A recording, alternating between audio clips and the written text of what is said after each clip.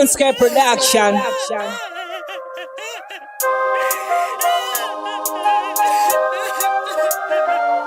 Nyarara chipukuta misodzi, mwana wamaika chipukuta misodzi.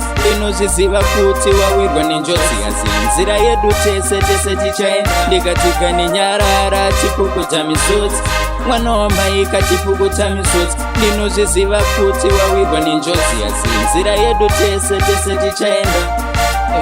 Rufo chikara pasi rino mambara, rakakutorera baba wakanga wakarara pasi. Pane godowa padikona chakanaka, panotora vakanaka ndo vanoenda zvavo, vakanaka ndo vanoenda zvavo. Dzidzisa zvakawanda kamuupenyu hwavo, tidzidzisa rudo, tidzidzisa chido, zvino zvavaenda Mwari baba ndibatsiro.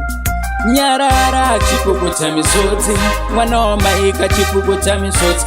Inozviziva kuti wawirwa nenjodzi, asi nzira yedu tese tichaenda. Ndikatika nenyarara chipukuta misodzi, mwana wamaika chipukuta misodzi. Ndinozviziva kuti wawirwa nenjodzi, asi nzira yedu tese tichaenda.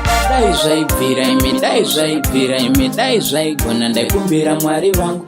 Dai zvaigona imi, dai zvaigona Mwari, dai zvaigona ndaikumbira vasaini. Ndinotokumbira Mwari vane rudo, mugoichengetedza muri sare zviripo.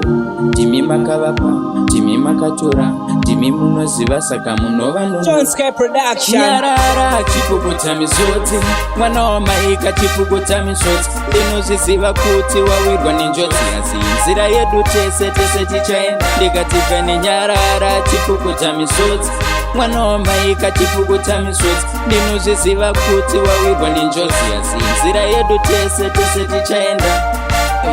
Rufo chikara pasi rino mambara, rakakutorera baba wakanga wakarara pasi. Pane godowa padikona chakanaka, panotora vakanaka ndo vanoenda zvavo, vakanaka ndo vanoenda zvavo. Dzidzisa zvakawanda kamuupenyu hwavo, tidzidzisa rudo, tidzidzisa chido, zvino zvavaenda Mwari baba ndibatsiro. Nyarara chipukuta misodzi, mwana wamaika chipukuta misodzi. Inozviziva kuti wawirwa nenjodzi, asi nzira yedu tese tichaenda. Ndikatika nenyarara chipukuta misodzi, mwana wamaika chipukuta misodzi. Ndinozviziva kuti wawirwa nenjodzi, asi nzira yedu tese tichaenda. Dai zvaibvira imi, dai zvaibvira imi, dai zvaigona ndaikumbira Mwari vangu. Dai zvaigona imi, dai zvaigona Mwari, dai zvaigona ndaikumbira vasaini. Ndinotokumbira Mwari vane rudo, mugoichengetedza muri sare zviripo. Ndimi makavapa, ndimi makatora, ndimi munoziva saka munova Sky Production.